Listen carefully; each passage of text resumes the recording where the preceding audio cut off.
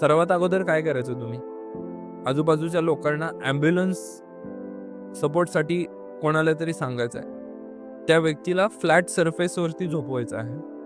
त्याची इथं wings check करायची. या 2 बोटांनी, करंगळीच्या बाजूच्या 2 बोटांनी त्यांना सेन्सेशन जास्त असतं.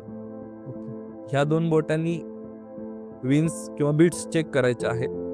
बीट्स चेक केल्यानंतर त्याची मान थोडीशी वरच्या बाजूनं झुकवायची आहे, जेणेकरून ऑक्सिजनेटेड सप्लाय आपल्या ह्याला जाऊ शकतो. प्लस चेस्टच्या जस्ट बाजूला, सेंटरच्या जस्ट बाजूला पामच्या साहाय्याने आपल्याला 100 ते 120 स्ट्रोक कॉम्प्रेशन 1 मिनिटात द्यायचे असतात. म्हणजे CPR परफॉर्म करायचा असतो.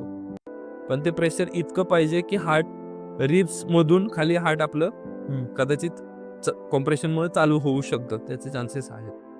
पण ते प्रेशर इतकं चांगलं पाहिजे की 5 ते 6 सेंटीमीटर तुमचं रिब्स खाली दबल्या गेल्या पाहिजेत. नाहीतर